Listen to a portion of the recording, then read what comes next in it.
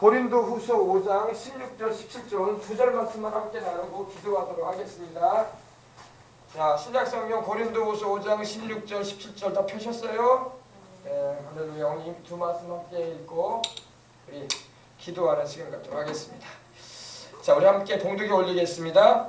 그러므로 우리가 이제부터는 어떤 사람도 육신을 따라 알지 아니하노라. 비록 우리가 그리스도도 육신을 따라 알았으나 이제부터는 그같이 알지 아니하노라. 그런즉 누구든지 그리스도 안에 있으면 새로운 피조물이라. 이전 것은 지나갔으니 보라 새 것이 되었도다. 아멘. 자, 오늘 이 말씀 우리가 잘 함께 읽고 은혜 나누도록 하겠습니다. 그러므로 우리가 이제부터는 아무 사람도 육체대로 알지 아니하노라. 우리가 사람을 만나게 되면요, 사람을 만나게 되면 그 사람에 대한 첫인상이 뭘까요? 이 사람은 어느 가문의 성씨는 어느 성씨고, 또 그 부모는 무엇을 하는 분이고, 또 이 사람은 인생을 어떻게 살아왔는가 하면서 그 사람의 겉사람을 볼 때가 있어요. 겉사람의 모습을 볼 때가 있습니다. 또 이 사람은 키가 크네, 이 사람은 체격이 좋구나, 이 사람은 체격이 왜소하네. 그리고 사람의 말하는 소리를 들어볼 때에 그 사람과 대화를 하게 되면 그 사람의 양식을 알게 되는 겁니다. 그 사람의 삶의 여러 가지 과정상에 있었던 일들도 알게 되고, 그리고 이게 다 이 육체대로 아는 거예요. 그러나 바울이 오늘 이렇게 말하는 것은 우리가 이제부터는 아무 사람도 육체대로 알지 아니하노라고 말하고 있습니다. 예수님을 믿게 되고 하나님의 자녀가 되면은 그 사람이 키가 큰 사람이든 키가 작은 사람이든 나이가 많은 사람이든 나이가 적은 사람이든 배움이 많은 사람이든 배움이 적은 사람이든 부자든 가난한 사람이든 동양인이든 서양인이든 흑인이든 할 것 없이 다 하나님의 자녀인 것입니다. 다 똑같이 하나님의 자녀가 되는 거예요. 예수님을 믿기 전에는 하나님의 자녀도 아니었을 뿐만 아니라 그냥 그 사람의 외적인 것만 우리는 보고 평가를 합니다. 이 사람은 서울대를 나왔네. 이 사람은 경기대를 나왔네. 이 사람은 지방대를 나왔네 하면서 우리가 이렇게 말을 하기도 하고, 체격이 좋네 안 좋네, 또 나이가 많네 적네, 또 지역이 전라도네 경상도네 강원도네 제주도네 서울 사람이네, 이렇게 육체를 우리가 평가를 합니다. 이게 우리가 외적으로 사람을 보는 거예요. 그러나 예수님을 믿고 구원을 받은 우리는 사람을 볼 때에 함께 예수님 안에서 구원받은 사람이라면 우리는 똑같이 하나님의 자녀로 봐야 할 줄 믿습니다. 똑같이 하나님의 자녀가 됐고, 똑같이 그리스도의 신부가 되며, 똑같이 하나님을 섬기는, 또 하나님을 위하여 일하는 동역자가 되었다는 것입니다. 그래서 바울이 전에는 이렇게 많이 판단을 한 거예요. 예수를 믿기 전에 우리도 그러잖아요. 믿기 전에는 이 사람이 배움이 많으면 좀 존중해주고, 배움이 없는 사람이면 무식하구나 이렇게 평가전화 시키고, 돈이 많으면 조금 돈에 그리 힘이 있으니까 조금 잘 보이려고 해보려고 하고, 돈이 없는 사람이면 무시해보려고 하고, 그게 우리 인간의 습성이란 말입니다. 그죠? 이게 다 안 믿는 사람의 살아가는 방식이에요. 그러나 우리 주를 믿는 사람은 이제 그걸 넘어서는 겁니다. 우리는 그 사람이 가진 사람이든 가지지 못한 사람이든 나이가 많은 사람이든 나이가 적은 사람이든 그 사람이 남성이든 여성이든 그 사람이 동양인이든 서양인이든 흑인이든 할 것 없이, 또 그 사람이 배움이 많은 서울대를 졸업한 사람이든 저 지방대학교 이름도 알려지지 않은 그런 대학을 나온 사람이든 그런 거 따지지 않아요. 우리는 함께 예수님을 믿고 함께 동일하신 성령으로 거듭나 하나님의 자녀가 됐다면 똑같은 형제로 자매로 대우하는 것입니다. 할렐루야. 이게 달라요. 그래서 예수님을 믿는 사람하고 안 믿는 사람은 이렇게 달라요. 아시겠어요? 바울 같은 경우는 대단한 사람이었잖아요. 대단한 사람이 히브리인 중에 히브리인이요, 바리새파 사람에 속해 있었고, 그는 베냐민 지파에서 태어난 유대인으로서 또한 로마의 시민권을 가진 사람이었고, 더군다나 그는 학식이 많은 사람으로서 그 당시 로마 유대 국회의 공회원이 될 정도로 아주 실력 있는 사람이었습니다. 그러니까 바울의 눈에 그러지 못한 사람이 눈에 보이겠습니까? 들어왔겠어요? 그랬겠어요? 안 그랬겠어요? 판단을 해버리죠 벌써. 아이고 이런 머리에 든 것도 없는 사람이구만 이 사람. 아이고 가진 것도 없네. 집안 배경도 뼈대도 없는 집안이구만. 아유 만나봤자 별로 영양가도 없는 사람이네. 이렇게 막 판단할 수 있었지 않겠습니까? 그죠?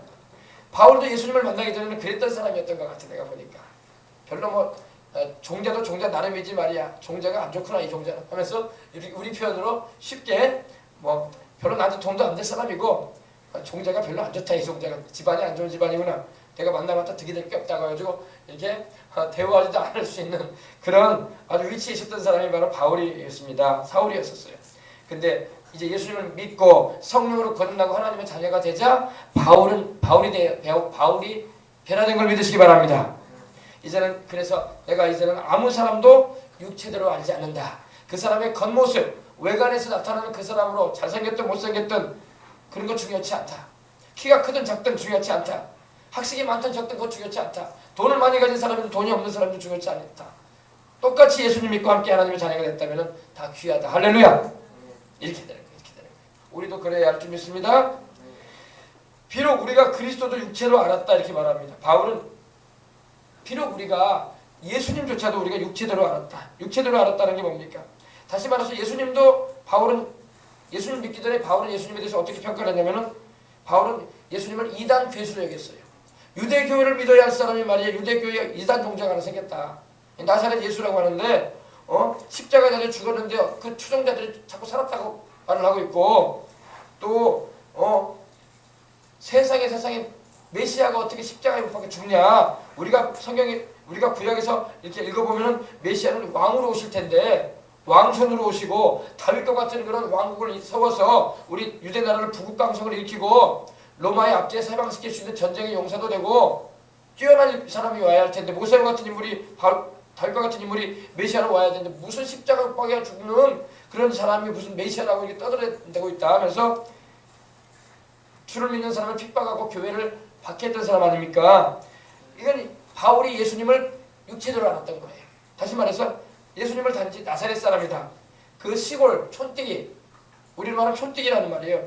나사렛과 이 갈릴리의 나사렛은요, 이 혼혈족들이 많이 살았기 때문에 이방인과 섞여가지고 살았기 때문에 피가 섞어졌기 때문에 순혈통으로 보질 않아요. 그래서 말 어투도 조금 달라. 그래서 이 억양이 있었다고 했어요. 그런데다가 나사렛에 출신된 나사렛은 소위 말해서 그렇게 뛰어난 인물들이 날 수가 없다. 그런 동네에서 온 사람이 나사렛 예수라는데 볼 게 있겠냐 이렇게 육체적으로 평가를 하고 더군다나 목수의 아들이었다면서 별 볼 일 없잖아. 우리 율법학자의 아들도 아니고 말이야. 배움이 많아가지고 우리를 가르칠 만한 그런 실력도 없는 것 같고 말이야. 목수의 아들이 뭘 가르치겠어. 고작이야 집 짓는 것밖에 모르겠지 않겠냐 이렇게 평가를 하고 또 로마와 대항하려다가 힘이 없어가지고 잡혀가지고 십자가에 못 박혀 죽었다면서 이러면서 실패한 혁명가로 예수님을 평가했던 사람이 바로 예수님을 잘못 알고 있는 거예요. 그러니까 거기다가 좀 지금 시대에 와가지고는 그래도 그리스도교라고 해가지고 기독교를 창시한 분이라면서 해가지고 그래도 산상보훈이니 황금률이니 또 이런 도덕적인 아주 좋은 이런 윤리적인 법칙을 말씀하셨던 분이니까 훌륭한가 보다. 또 이웃을 사랑하라고 했으니 아무튼 종교가로서 좋은 분이다. 이 정도로 알고 있는 게 바로 이 육체대로 아는 거예요. 예수님은. 그럼 우리가 아는 예수님은 어떤 분이어야 됩니까? 근데 바울은 말합니다. 그리스도도 우리가 육체대로 알았다. 다시 말해서 예수님이 나사렛 사람이었다. 목수의 아들이었다. 심지어는 예수님에 대해서 오해된 생각까지도 있었어요. 어떤 생각이 있었냐. 처녀인 마리아의 몸에 잉태돼서 가지고 오셨기 때문에 그 당시에 어떻게 처녀가 애를 낳느냐 해가지고 이건 마리아가 필시 요셉을 알기 전에 다른 남자 만났을 것이다. 그래가지고 애를 가져가지고 요셉이 워낙 착해가지고 그 여자 건져준 거다. 구제시켜준 거다. 이렇게 오해된 생각까지 하기도 했었어요. 말도 안 되는 일이죠. 그죠? 이게 그리스도를 육체적으로 잘못 알고 있는 거야. 다 잘못 알고 있는 내용들입니다. 이게 바로 유언비어와 같은 말들이야. 여러분 예수님은 물론 나사렛 사람으로 자라나셨죠. 그래서 예수님의 원래 고향은 베들레헴이죠. 그죠? 저도 원래 고향이 서울이거든요. 제가 서울 삼양동에서 태어났어요. 제가 이 얘기를 왜냐면 삼양동에서 태어났는데 자라나기는 남원에서 자라났단 말이야. 그러니까 남원 사람이라고 날 불러요. 나는 원래 서울에서 태어난 사람인데 서울에서 태어나서 일주일 만에 남원에 내려왔단 말입니다. 남원에서 내려와가지고 9년 동안 자라났어. 그리고 서울로 또 올라갔어요. 말투는 전라도 말투를 안 해요. 그래서 어릴 때는 좀 했는 것 같더라고요. 그러니까 나는 원래 지금 본 적이 남원으로 됐는데 본 적이 내가 남원이 아니에요. 원래 서울이야. 근데 출생이 제가 서울이란 말입니다. 근데 그때 거기 안 올렸어. 거기다가 올려야 되는데 너무 일들이 있어가지고. 예수님이 딱 그래요. 원래 예수님의 고향이 어디예요? 나사렛이 아니에요. 예수님은 어디서 태어나셨어요? 베들레헴에서 태어나셨지. 베들레헴은 예루살렘에서 한 10km 15km 떨어져 있는데 차 타고 가면 10분, 20분이면 가요. 저도 가봤는데 예수님 태어나셨다는 거기에 지금 교회가 세워져 있어요. 근데 거기에 이렇게 보고 왔는데 베들레헴이란 말입니다. 베들레헴에서 예수님이 태어나셨는데 베들레헴에서 이집트로 잠시간 피신하신 적이 있어요. 왜냐하면 헤롯 대왕이 예수님을 죽이려고 했기 때문에 하나님께 천사를 보내가지고 지시하셔가지고 헤롯이 아이를 죽이려고 하니까 애굽으로 내려갔다 오라고 했거든요. 그래서 이집트로 가서 이집트에서 바로 베들레헴으로 온 게 아니라 원래 목수 요셉과 마리아가 살았던 나사렛으로 가서 살게 되는 거예요. 그래서 예수님은 원래 고향이 원래 태어나신 곳은 베들레헴이지만 자라나신 데가 나사렛이란 말입니다. 아셨어요? 예, 그렇게 합니다. 그래서 목수 요셉의 아들이다. 뭐 마리아가 요셉을 만나기 전에 다른 남자를 알아가지고 애를 가졌는데 요셉이 워낙 착한 사람이다 보니까 다른 남자 애를 가진 마리아를 그냥 포용하고 살았다. 이렇게까지 말하는 말도 안 되는 그런 일도 있었어요. 다 틀린 말입니다. 예. 그래서 이 그리스도를 육체대로 잘못 알고 있다는 거예요. 여러분. 육체대로 안다는 것은 바로 제가 여러분에게 이렇게 설명한 것처럼 이렇게 알아왔다는 거예요. 바울도. 그러나 여러분 바울이 예수님을 어떻게 알게 됩니까? 여러분 이제부터는 바울이 말합니다. 이제부터는 이같이 알지 않는다 우리는. 왜? 바울이 예수님을 믿고 예수님이 죽으셨다고 부활하신 하나님의 아들이라는 걸 알았을 때에 그리고 바울이 다메섹 도상에서 예수님을 직접 만났을 때에 이제 알았어요. 아, 이분이 하나님의 아들이구나. 할렐루야. 이분이 하나님의 아들이구나. 나는 목수의 아들인 줄 알았는데 이단 괴수인 줄 알았는데 유대교 종파의 한 이단을 만들어가지고 어떤 종파를 하나 만들어낸 사람인 줄 알았더니 이분이 하나님의 아들이네. 할렐루야. 여러분 이것도 마찬가지. 우리도 예수님 믿기 전에 예수님을 그렇게 알았잖아요. 아 저기 히브리 나라의 이스라엘의 크리스토교를 만들어낸 사람이라고 하더라. 그리고 4대 성경 중에 하나라고 하더라. 소크라테스 석가모니 마호메트 또 누구야? 또 유명한 사람, 또 유명한 종교인 또 누가 있습니까? 공자 이런 성인들하고 성인들 축에 끼는 분 아니겠느냐? 이렇게 정도 알고 있고 예수님은 하나님의 아들이 아니라 그냥 그런 정도 유명한 종교인 기독교라는 종교를 만드는 분 자기를 신의 아들이라고 하면서 내세워 자기를 알리고 다니셨다고 그리고 십자가에 달려가지고 죽었는데 그를 따르는 사람들이 부활했다라고 말하더라. 이렇게 이 정도. 이게 바로 예수님을 육체대로 아는 거야. 정확하게 주님을 알지 못하는 거예요. 그럼요. 알겠습니까? 그러나 여러분 우리가 예수님을 믿고 예수님이 바로 나를 위해서 죽으시고 부활하신 하나님의 아들이요 그가 세상에 오신 구주라는 것을 내가 안다면은 또 그분 자신이 하나님이시라는 걸 안다면은 이제부터는 예수님을 육체대로 알지 않는 겁니다. 아셨어요? 그래서 성령님의 이 분명한 계시와 조명이 없는 가운데 인간적으로 예수님을 알게 되면 천국에 못 가요. 예수라는 이름을 알고 있다고 천국 가는 게 아니라고. 예수를 불러도 여러분 예수라는 이름을 불러도 여러분 바울이 말하는 이 육체대로 예수님을 알고 부르는 사람은 천국에 못 가요. 예수님을 하나님의 아들로 불러야지. 예수님을 나의 주님으로 불러야지. 예수님을 그리스도로 불러야지 천국에 가지. 아멘. 그냥 종교가 예수. 기독교 종교를 만든 분 예수. 서양 종교 중에 서양 종교가 아니죠. 솔직히 까놓고 얘기하면 이스라엘은 동양이에요. 외국에서 온 종교 중에 하나다. 종교의 예수. 이렇게 알고는 천국에 못 가요. 알겠습니까? 예수님은 하나님의 아들, 세상에 오신 우리 구세주 그리스도이신 것입니다. 그래서 바울도 성령을 받고 또 주님을 직접 부활하신 우리 주님을 직접 만나 뵙고 난 다음에 그 후로 알게 된 거야. 아, 이분이 하나님의 아들이시구나. 나는 그냥 마리아의 아들, 마리아가 바람 피워가지고 나는 아들이 아닌가 했는데 목수의 아들인 줄 알았더니 아니네. 이분이 하나님의 아들이네. 처녀의 몸 잉태돼서 가지고 오신 분이네. 할렐루야. 예. 이분이 세상에 구주로 오셨네. 이분이 나를 위해서 죽으시고 부활하신 내 죄 때문에 고난당하시고 죽으시고 부활하신 내 주님이시네. 아멘. 알게 되는 거예요. 이것이 예수님을 정확하게 아는 거예요. 그러나 여러분 세상에서는 예수님에 대해서 이렇게 정확하게 가르쳐주지 않아요. 그냥 종교가 예수님. 사랑을 말씀하신 사랑의 실천가 예수. 그렇지 않으면 훌륭한 분 예수. 그리고 4대 성인 가운데 한 분 예수. 이 정도로밖에 안 알려줘요. 그 정도 알아가지고 천국에 가는 게 아닙니다. 그렇게 믿어가지고 천국 가는 거 아니에요. 그거 그렇게 백날 믿어도 천국에 못 가요. 그렇게 해가지고. 나를 위해서 죽으시고 부활하신 구세주 예수여야 돼요. 아멘. 바울이 지금 말하는 거는 이제부터는 이같이 알지 않는다는 것은 이제부터는 예수님을 우리는 하나님의 아들로 알고 있다. 그분이 우리를 위해서, 나를 위해서, 또 우리 죄인들을 위하여 대신 십자가에 못 박혀 죽으시고 부활하신 주님이시다. 그분이 바로 누군가 했더니 하나님이시더라. 할렐루야. 성자 하나님이시더라. 이렇게 알아야 된단 말이야. 그래야지 그 영혼이 구원을 받는 거예요. 알겠습니까? 바울은 처음에는 몰랐어요. 그런데 바울이 나중에 고백을 합니다. 육체로는 그리스도께서, 육신으로는 그리스도께서 이스라엘 자손으로 오셨는데 바로 그분은 세세토록 찬양을 받으실 하나님이시니라. 예수님을 바울은 하나님으로 고백하잖아요. 그죠? 할렐루야. 예수님은 하나님이시니까. 하나님이 완전한 하나님이신 예수님이, 성자 하나님이 우리를 구원하려고 아버지 하나님의 뜻을 이루시기 위하여 사람이 되어 오신 것입니다. 그날이 바로 크리스마스 아닙니까? 성탄절. 하나님이 사람 되어 오신 날. 할렐루야. 어떤 잘못되게 생각하는 사람은 이렇게 생각해요. 예수님을 추종하는 사람들이, 다시 말해서 예수님의 제자들이 죽은 예수님을 갖다가 부활했다라고 이렇게 종교로 만들어낸 종교가 기독교다 이렇게 말하는 사람도 있고, 또 예수님은 사람인데 그 따르는 제자들이 예수님을 신학이라는 걸 만들어가지고 하나님이라고 이렇게 꾸며냈다 이렇게 말하는 사람도 있어요. 전혀 틀린 말입니다. 예수님은 하나님이시고 하나님으로서 사람의 몸을 입고 오신 분입니다.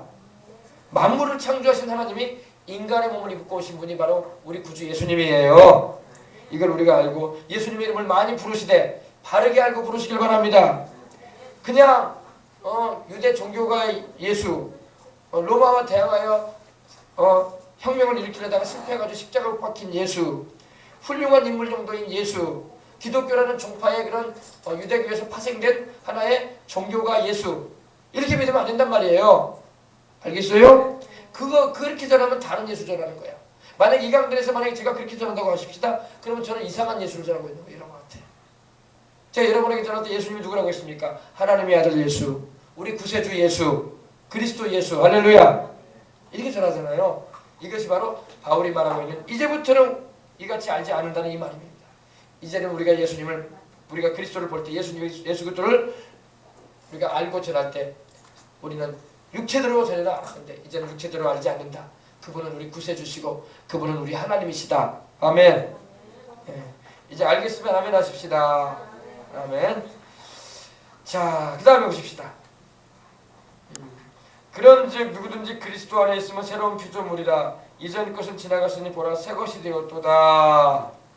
이렇게 여러분 예수님을 육체대로 알지 아니하고 이제는 예수님을 바로 알게 된 자들이요, 예수님을 믿어서 그 안에 예수님 안에 거하게 되면은 새로운 창조물이 된다는 것입니다.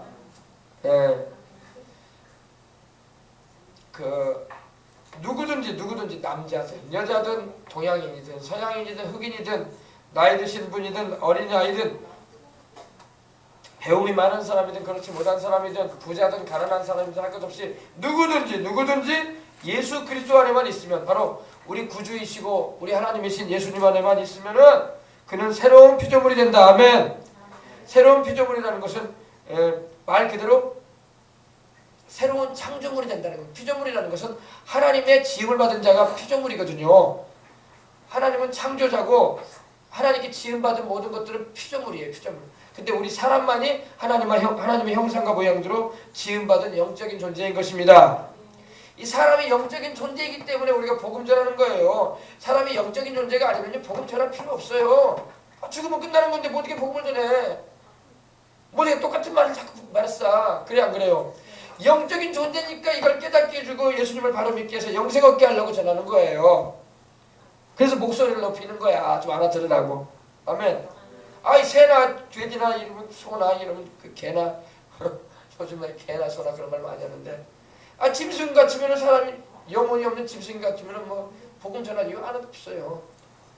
그리고 인생 막 살아도 상관없어. 그래 안 그래요? 한 번 사는 인생 죽으면 끝날 거. 내가 하고 싶은 짓 다 하고 살 수 있는 거 아니겠어요?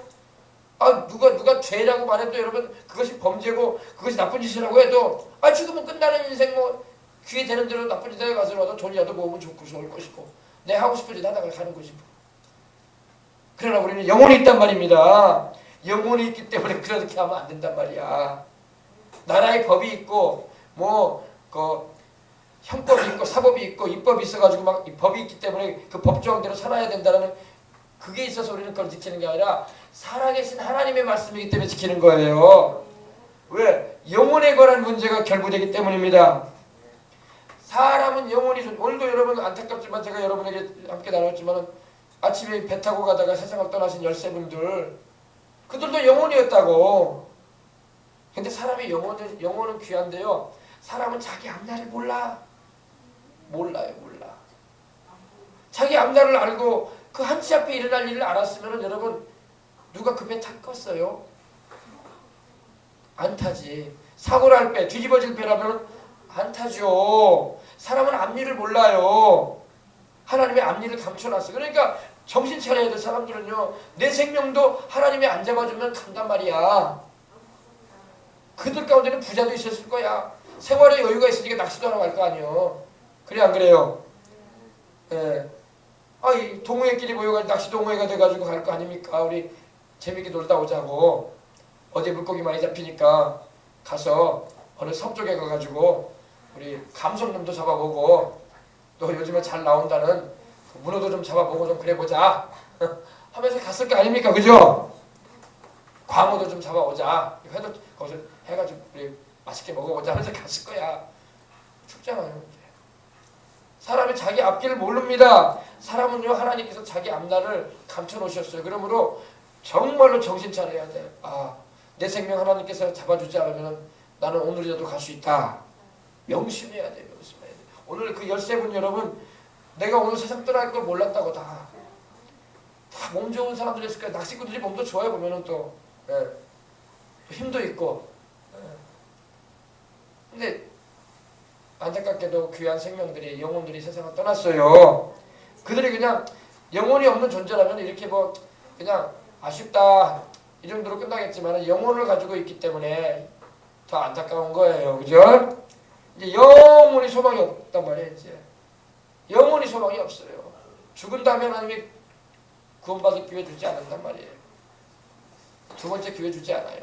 살아있을 때 우리가 예수님을 찾고 내 영혼의 문제에 관심을 기울여야 돼요. 사람은요 자기 육신의 건강에 대해서 관심을 많이 기울여요. 그리고 혹여나 사고 당할까봐 사고보험 들어놓고 손해보험 들어놓고 또 뭐 병 걸릴까봐 암보험 들어놓고 또 뭐 자기 자식들을 남겨놓기 위해서 무슨 재산적인 증식이라도 해주려고 별 보험을 다 들어놓으면서 자기 영혼에는 관심도 없어요. 오늘 세상 떠난 분들도요 아마 보험 많이 들어놨을 거야. 인간적으로는. 그러나 자기 영혼은 못 건지고 말았다고. 내 육신의 생명도 중요하지만 영혼이 더 중요하다는 걸 믿으시기 바랍니다. 내 영혼의 보험을 들어야 돼. 내 영혼의 보험은 뭐예요? 우리 예수님께 내 영혼을 맡겨야 돼. 아멘. 그것이 내 영혼을 살 길이란 말이야. 육신의 생명은 7, 80, 8, 90 살다 갈 건데 영혼은 안 그런단 말입니다. 영혼은 영원히 멸망해요. 영원히 멸망당해. 한번 죽은 다음에는 멸망당하면 영원히 멸망당하는 거예요. 하나님이 아우성치고 부르짖는다고 해서 하나님 건져주지 않아요. 부자가 아우성치고 왜 부르짖었잖아요. 그 기도 소리도 하나님 안 들어요. 무시무시한 거예요. 절망이에요. 절망. 아우성치고 부르짖으면 좀 들어주면 좋을 텐데 기도가 보이콧 되는 거야. 유보되는 건데 응답 없어요. 심지어 전도 좀 해달라고 해도 하나님 그 말씀 안 들어요. 거기는 모세와 선지자들이 있으니 그들에게 들을 것이다. 좀 나사로 좀 살려보내가지고 내 형제 다섯이 세상에 지금 살고 있으니 이 고통받는 곳에 오지 않도록 좀 전해달라고 해도 응답 없습니다. 영원히 부르짖기만 하는 거예요. 영원히 소망이 없는 외침이 되고 마는 거예요. 응답 없는 외침들. 응답은 없습니다. 무시무시한 거예요. 여러분 이걸 여러분 우리가 심각하게 받아들여야 돼요. 우리 예수님 믿는 사람은 이걸 잘 알아서 이 소식을 다 전해줘야 돼. 예수님을 잘 믿도록 하면. 그래서 예수 그리스도 안에 있는 게 큰 축복인 것입니다. 오늘 여러분들은 다 예수 그리스도 안에 거하시기를 주 이름으로 축복합니다. 그러면 새로운 피조물이 되는데 어떻게 새로운 피조물이 되냐? 예수님의 십자가의 보혈로 죄가 씻어지고 예수님의 성령으로 거듭나게 되면은 예수님을 믿음으로 이런 역사가 일어나거든요. 그러면은 하나님의 자녀가 되고 성령님이 내 안에 거하심으로 주님과 함께하는 삶을 살게 되는 것입니다. 그런 사람이 죄의 종로에서 벗어나게 되고 단번에 벗어나 버리면 좋은데 자꾸 옛사람의 행실을 끊지 못하고 해갈 때가 있어요. 그러나 조금씩 변화되는 것입니다. 그래서 이 주님의 보혈로 의롭다함을 얻게 되고 이제는 내 중심에 살면서 하나님 중심의 인생을 살게 되는 거예요. 예. 그래서 완전한 변화가 일어나기 위해서는 우리가 주님께 기도하고 주님과의 깊은 만남의 그런 기도 시간과 또 주님의 말씀으로 변화되는 은혜를 입어야 할 줄 믿습니다. 점진적으로 변화가 많이 점진적으로 천천히 변화가 같아요. 그래서 그리스도 예수 안에 있어야 할 줄 믿습니다. 예수 안에 있기 위해서는 어떻게 해야 돼요? 늘 우리가 회개하면서 주를 믿는 믿음을 잃지 말아야 할 줄 믿습니다. 믿음줄을 놓치지 말아야 돼요. 믿음줄을 여러분. 예수님을 믿는 그 믿음줄이 여러분 생명줄이에요. 생명줄. 알겠어요? 이 생명줄을 놓치게 되면은 여러분이요 우리가 영생을 잃을 수도 있어요. 예수님이 바로 생명줄이란 말입니다. 생명줄을 꽉 붙잡고 살아야 돼요. 십자가를 꽉 붙잡고 살아야 됩니다. 아멘. 우리가 죄를 지을 수 있어요. 그러나 죄에 주저앉아 버리면 안 된단 말입니다. 이런 예가 있죠. 새가 공중을 떠돌아다닐 수는 있어요. 그러나 새가 떠돌아다니면서 여러분 새똥을 떨어뜨려가지고 새가 똥을 떨어뜨리면요 그 새똥이 차에 위에도 떨어질 수도 있고 집바닥에도 떨어질 수 있고 우리 창문에도 떨어질 수 있고 심지어는 우리 옷에도 떨어질 수도 있어요. 새가 날아다니면서 새똥이 떨어지는 걸 할 수 없어. 새가 날아다니는 걸 할 수 없어요. 그러나 여러분 새가 내 머리 위에 둥지 트고 앉으면 안 되는 거예요. 아멘. 우리가 연약해서 죄에 넘어질 때가 있고 죄의 유혹에 넘어질 때가 있어요. 그러나 그 죄에 우리가 빠져버리면 안 된단 말입니다. 빨리 나와야 돼요. 빨리 나와야 돼요. 알겠습니까?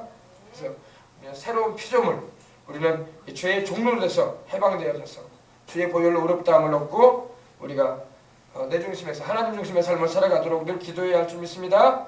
그래서 누구든지 그리스도 안에 있으면 이 회개와 믿음을 통해서 늘 예수님을 믿는 믿음을 지키고 있으면은 새로운 피조물로 이미 거듭났기 때문에 새로운 피조물이 되었기 때문에 그 믿음을 지키고 나가는 것입니다. 그래서 이전 것은 지나갔으니 보라 새 것이 되었도다. 우리는 옛사람의 그런 거듭나기 전 예수님을 믿기 전에 거듭나기 전에 그런 죄된 성품과 그런 죄된 그 욕망을 쫓아 살아가지 않고 이제는 성령님의 인도를 받아서 살기 때문에 성령님의 열매를 맺으면서 주님 뜻대로 우리는 살아가는 것입니다. 그러니까 이걸 우리가 항상 기도하면서 그러한 삶을 살기 위해서 하나님을 찾아야 돼요. 우리 예수님 믿는 사람의 정체성을 우리는 알아야 돼요. 정체성. 이 아이덴티티라고 하죠. 정체성. 자기의 정체성을 여러분은 가져야 됩니다. 우리는 성령으로 거듭난 하나님의 영으로 거듭난 하나님의 자녀요. 예수님의 피로 씻겨진 죄사함 받은 의롭다함을 받은 하나님의 사람이 되었다는 걸 알아야 될 줄 믿습니다. 그래서 여러분 우리가 이러한 자기의 신분과 이 정체성을 알고 또 내가 그리스도 안에서 어떤 존재가 되어 있는가에 대해서 바로 알아야 할 줄 믿습니다. 우리는 새로운 피조물이 되어 있는 거예요. 새로운 피조물. 하나님이 우리를 새롭게 창조해 주셨어. 전에는 죄인이었는데 지금은 예수님을 믿음으로 의롭다함을 받은 자가 됐어. 전에는 우리가 죄로 인해서 죄값의 형벌을 받아 저주받아 멸망받을 수밖에 없는 그런 존재였는데 이제는 우리가 예수님 안에서 저주에서 해방되고 아브라함의 축복을 받아서 저 천국의 영생에 참여하는 자가 됐단 말입니다. 이것이 우리의 정체성이란 말입니다. 전에는 내가 병들어 죽을 수밖에 없는 인생이었어. 그러나 이제는 내가 주님 안에서 치료받아서 주님이 부르시는 그날까지 사명 감당하기 위해서 강건하게 살아가는 은혜를 입은 자들이 되었다는 것입니다. 그래서 이걸 우리가 잘 알아야 돼요. 우리가 새 신분, 우리가 새로운 존재, 새로운 정체성을 가지고 우리가 살고 있다는 걸 알아야 할 줄 믿습니다. 오뚜기 같이 돼요. 오뚜기. 이렇게 새로운 사람이 되었어도 자꾸 죄에 넘어진단 말이야. 우리가 죄는 자꾸 안 지으려고 해야 되는데 죄는 안 지으려고 할수록 자꾸 더 짓는 걸 볼 수 있어요. 그러므로 하나님 아버지 내가 죄를 이기는 게 아니라 주님이 내 안에 계셔서 사셔서 죄를 항상 주님이 이겨주시옵소서. 이래야 돼. 내가 죄를 못 이긴다고. 내가 죄를 못 이겨요. 내 힘으로 죄를 이길 수 있으면 얼마나 좋겠으면 내 힘으로 못 이기니까 주님이 내 안에 계셔서 살게 해야 돼. 바울이 고백했던 말처럼 내가 그리스도와 함께 내가 십자가에 못 박혔나니 그런즉 이제는 내가 산 것이 아니라 내 안에 그리스도께서 사신 것이라. 그죠? 내가 이제 육체 가운데 사는 것은 나를 사랑해서 나를 위하여 자기 몸을 버리신 하나님의 아들을 믿는 믿음으로 산다고 했어요. 바울이 고백했던 그 믿음을 가져야 돼요. 이제는 내가 내 안에 사는 게 아니라 내 영 안에 주님이 사셔서 내 영을 다스리시고 내 마음을 다스리시고 내 몸을 다스리셔서 하나님의 뜻대로 내가 살아가도록 역사하시도록 해야 돼요. 그것이 바로 신앙생활 잘할 수 있는 비결이에요. 내가 죄를 이길 수가 없다고. 주님이 내 안에 계셔서 죄를 이겨주셔야 돼요. 내가 컴퓨터 게임을 못 끊는다고 핸드폰 게임을 못 끊는다고 우리 어린 학생들 끊어질 것 같죠? 내가 의지적으로 끊을 것 같죠? 안 끊어져요. 애들 보세요. 절대 막 끊습니다. 그거. 예. 우리 아이들 안에 성령님이 계셔가지고 성령님이 그들을 주장해 주셔야 돼. 그래야지 끊어요. 부모가 다그친다고 끊어진지 않습니까? 안 끊어진다고. 그 웃음이 나오더라고요. 소리만 지른다고 애들이 끊어지지가 않아요. 성령님이 우리 아이들 안에 계셔가지고 사셔야 돼. 할렐루야. 주님이 거하셔가지고 주님이 그들의 생각과 마음을 다스리시고 그들의 언행을 다스리시고 그들의 모든 의사까지도 주장하시게 되면은 자연스럽게 끊어지는 거야. 술, 담배도 마찬가지죠. 안 끊어집니다. 술도 마시지 말라고 한다고 안 마시나요? 버럭버럭 마시지. 이번에 여러분 제가 뉴스 보니까 여러분도 아시겠지만 강원도 정선에는 이 자살자들이 많대요. 도박을 하다가 돈 다 잃어가지고 이방 저방 이렇게 모텔 전전하다가 목숨을 끊는데요. 어떤 사람은 저기 서울의 어떤 사람이라고 하던가요? 26억을 탕진했대. 도박에 1년 만에. 몇 억이요?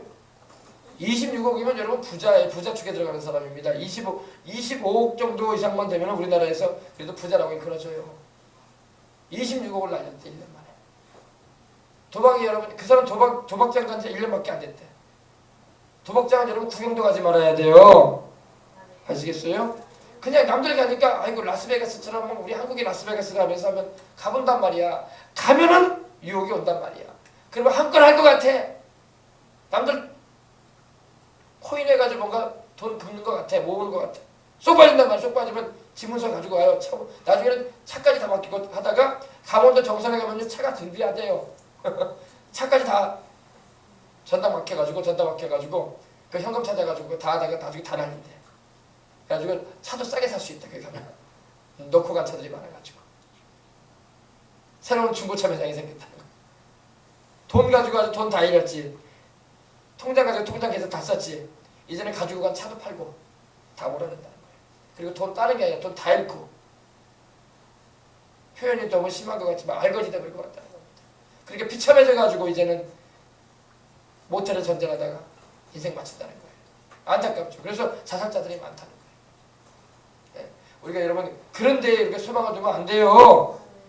네. 성실하게 하나님 의지하고 적게 벌어도 일확천금하려는 그런 생각 버리고 겸손한 마음으로 하나님 내게 주신 은혜대로 감사하게 살아가야 할 줄 믿습니다.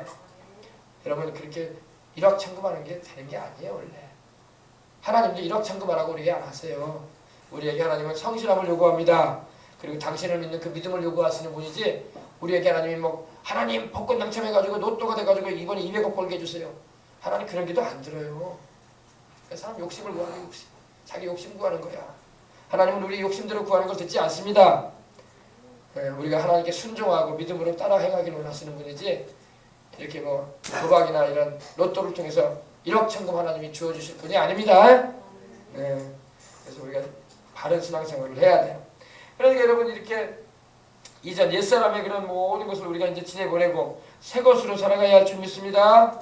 그러니까 여러분 무슨 말 하다가 제가 이렇게 말하는지 모르는데 이게 잘 안 끊어진단 말이에요. 그 사람들도 집안 사람들이 그 사람 부인들이나 그 사람 부인이나 자식들이나 일가 형제들이 말 안 했겠어요. 너 그거 하지 말아라. 너 그러다 돈 다 날린다. 1억 천금하는 일 없다. 얼마나 많이 말했겠어요. 그래 안 그래요? 땅 문서를 가져가면서 여러분 환전할 때에 주변에서 말 안 했겠어요. 너 왜 정신 못 차리냐. 그래도 그거 한단 말이야. 그래도 그게 빠져가지고 결국엔 돈 다 날리잖아. 세상에 1년에 26억을 날렸대요. 그리고 세상에 자살했대요. 이번에 사건이 나왔잖아요. 그러니까 너무 안타깝죠. 그죠? 여러분 우리가 예수님을 중심에 모시고 있어야지 여러분 마음이 안 뺏겨요. 그런 거에. 예수님을 마음 중심에 모시지 않으면요. 그런 것이 다 뺏겨. 내 마음이 그런 도박에 또한 그런 오락게임에 또 그런 세상 그런 좋아 보이는 것에 사치하는 것에 또 그런 모든 그런 것에 막 쏠리게 되어 있어. 알겠습니까? 그러므로 우리가 항상 내 마음 중심을 하나님의 말씀에 세우고 우리 예수님이 말씀으로 마귀의 시험을 이겨내셨잖아요. 항상 하나님 말씀을 내 마음에 세우고 그 말씀대로 살아가려고 우리가 기도하면서 나가야 할 줄 믿습니다. 정말요. 지금 마귀가 얼마나 영혼들을 앗아가려고 하는지 몰라요. 마귀는 도적질하고 죽이고 멸망시킨단 말이에요. 근데 마귀가 처음에 우리에게 도적질하고 죽이고 멸망시키는 자로 다가오는 게 아니라 꼭 비단뱀처럼 다가온다고. 살며시 좋은 모습으로 다가와요. 너 이렇게 하면 너 인생이 좋은 날이 와. 너 이렇게 하면 너 인생이 꽃이 필 날이 오고 장밋빛이 이제 발할 수 있어. 이제는 행복한 인생을 살아갈 수 있어. 이번 한 건만 되면 너는 인생 펴. 다 속임수예요. 마귀 속임수. 그래가지고 다 거덜내버려 마귀. 인생 빛에 맞아버린단 말이에요. 그렇습니까? 그래서 우리가 예수님 믿고 저 천국 갈 때까지 성실하게 살고 내가 세상 부귀영화를 추구하는 게 아니라 우리 예수님을 따라가야 돼. 아멘. 그런 사람에게 우리 주님이 재물도 맡겨주는 거야. 재물의 목적을 두고 주님을 이용하려고 해봐요. 어떻게 될까요? 마귀한테 속아야 되죠. 마귀가 다 거덜내버려. 다. 집안 거덜내고 재산 거덜내고 다 거덜내고. 여러분 우리는 속지 말아야 할 줄 믿습니다. 우리는 하나님 말씀에 우리 어린 자녀들도 마찬가지 어릴 때부터 하나님 말씀을 그래서 알아야 돼. 하나님의 말씀이 우리 인생 사는 가장 큰 지혜란 말이에요. 분별할 수 있고 속지 않을 수 있고 또 내가 내 영혼도 살고 내 삶에 있어서 참으로 복된 일이 무엇인가를 하나님이 자세하게 말씀하고 있는 것입니다. 그래서 우리가 하나님 말씀대로 살아가야 할 줄 믿습니다. 잠언서에 보면 이런 말씀이 있어. 찾아봅시다. 잠언서 26장을 보십시다. 오늘 이 세대가 너무 물질만능을 추구하기 때문에 이 말씀을 우리가 마음에 막 새겨놔야 돼요. 새겨놔야 돼요. 새겨놔야지 우리가 흔들리지 않고 주님을 따라갈 때에 지장이 없습니다. 아멘. 자, 우리 잠언서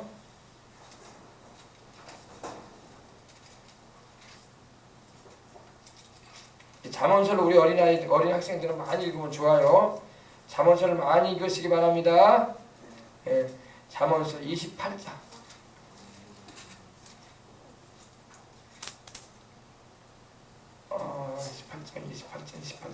이 잠언에는 부유함과 가난함에 대해서 여러 가지 비교를 하면서 하나님께서 솔로몬을 통해서 말씀을 많이 하셨어요. 그러므로 이 말씀을 통해서 우리가 인생의 지혜를 얻는 것입니다.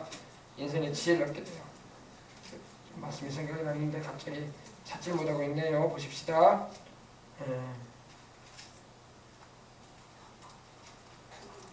주여 말씀을 보여주시옵소서. 말씀이 있어야 되겠습니다.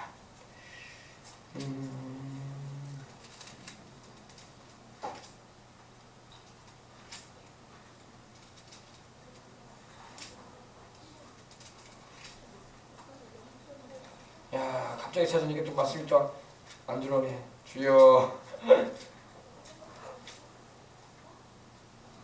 하나님 말씀을 보여주시옵소서.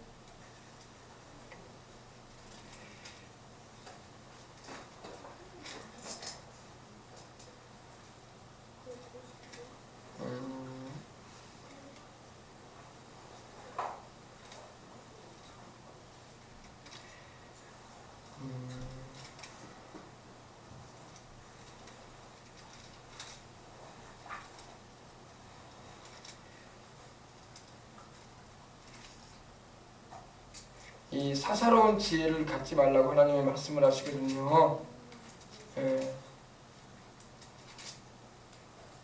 우리가 하나님의 말씀도 모른 채 세상을 너무 추구한 나머지 이 세상 것을 추구하게 되면은 그것이 우리에게 결국에는 복이 안 된다는 겁니다.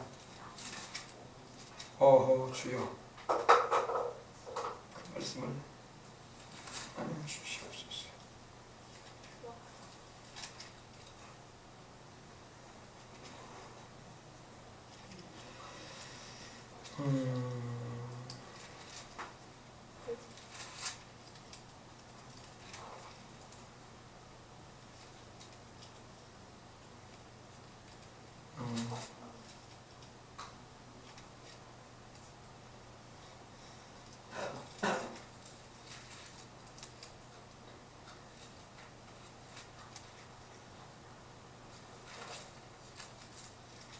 참 이런 일도 있네. 제가 못 찾고 있네요. 자, 아무튼 여러분 무슨 내용이냐면 이 말씀입니다. 우리가 하나님을 경외하고 살아야지 복이 된다는 것입니다. 할렐루야. 그래서 사사로운 지혜를 버리고 부자 되기 위해서 애쓰지 말고, 부자는 하나님께서 우리가 주님을 잘 섬기면은 그 길을 여십니다. 내가 부자 되겠다고 부자가 되는 세상이 아니에요. 그러므로 사사로운 지혜를 버리고 하나님을 경외함으로 주님의 때를 기다리시고 주님의 영광을 위해서 살아가시는 저와 여러분이 되어야 할 줄 믿습니다. 아멘. 그렇습니다. 사사로운 지혜를 버리라 하나님 말씀하셨어요. 부자 되기에 쓰지 말고 사사로운 지혜를 버리라. 재물은 정령이 독수리의 날개처럼 날아갈 것이다. 우리가 재물을 쫓아가지 말고 항상 하나님을 따라갈 수 있는 저와 여러분이 되어질 때 우리 인생이 흔들리지 않고 주님의 뜻을 이루는 삶으로 나아가게 되는 것입니다. 23장이네. 23장 보십시다. 23장 4절로부터 찾다 이제 찾았네요. 그죠? 자, 잠언서 23장 지혜서란 말입니다. 잠언서가. 그래서 이 말씀을 우리가 인생 살면서 마음에 새기고 살아야지 이런 죄된 유혹에 이끌리지 않고 하나님의 뜻대로 우리가 살아갈 수가 있습니다. 4절부터 보십시다. 부자 되기에 애쓰지 말고 내 사사로운 지혜를 버릴지어다. 내가 어찌 허무한 것을 주목하겠느냐. 정령이 재물은 스스로 날개를 내어 하늘을 나는 독수리처럼 날아가리라. 악한 눈이 있는 자의 음식을 먹지 말며 그 맛있는 음식을 탐하지 말아라. 아멘. 그죠? 부자 되기에 애쓰지 말아라. 하나님 말씀하세요. 부자는 하나님이 되게 하시거든요. 내가 인간적으로 부자 되겠다고 해서 되는 세상이 아니고 또 그러다가 부자 되기는커녕 더 어려움을 당해요. 알겠어요? 부자 되려고 하지 말고 나는 하나님 말씀대로 살아가리라. 사사로운 지혜가 뭔지 알아요? 자꾸 장꾀를 내는 거야. 부자 되려고. 이렇게 해도 해보고 저렇게 해도 해보고. 근데 되지가 않아. 안 돼. 그게 사사로운 지혜야. 인간이 아무리 잔머리를 굴린다고 하잖아요. 그런다고 되는 게 아니라고요. 우리 예수님 믿는 사람은 잔머리 굴리면 안 되고 하나님의 뜻대로 살려고 해야 돼. 아멘. 그러면 하나님이 범사를 열어준다고요. 부자 되기에 애쓰지 말아라. 하나님 말씀합니다. 내 사사로운 지혜를 버려라. 너 부자 되려고 자꾸 애쓰는구나. 그 지혜 버려라 그래요. 하나님이. 너 어찌 허무한 것에 주목하겠니? 허무한 것이 뭐냐면 바로 재물이에요. 재물. 세상 재물 여러분 보세요. 그 많은 26억이라는 돈을 여러분 1년 만에 탕진이 끝냈잖아요. 26억이면 여러분 1년에 1억 쓰면서도 30년 가까이 쓸 수 있는 돈이야. 누가 1년에 1억씩이나 쓰는 사람이 있겠어요? 그죠? 근데 정령이 재물은 스스로 날개를 내어 하늘을 나는 독수리처럼 날아간다 말씀하고 있는 겁니다. 재물은 날아가 버린단 말입니다. 하나님의 뜻하고 상관없는 재물들은 날아가 버려요. 독수리가 날개치고 날아가 버리지 날아가 버린단 말입니다. 얼마나 허무해요. 그죠? 그래서 허무하다는 거야. 허무하다. 그래서 우리는 이 허무한 것에 집중하지 말고 우리 살아계신 하나님의 말씀에 집중하고 그 뜻대로 살아가야 할 줄 믿습니다.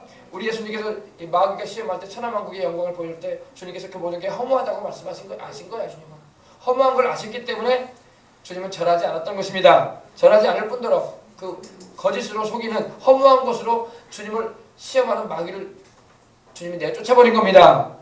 아시겠어요?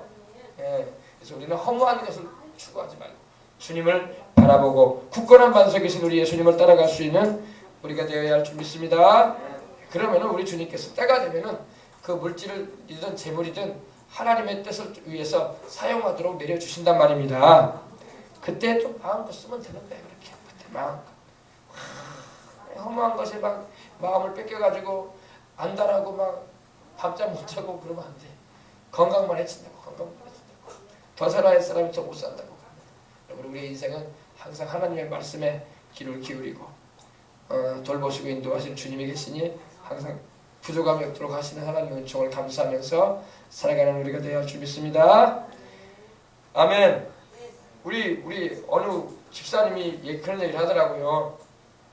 어느 집사님이 그런 얘기를 제가 간접으로 들었는데 참 재밌는 게 아니라 참 그분의 입장에서 너무 고통스럽다는 거겠죠.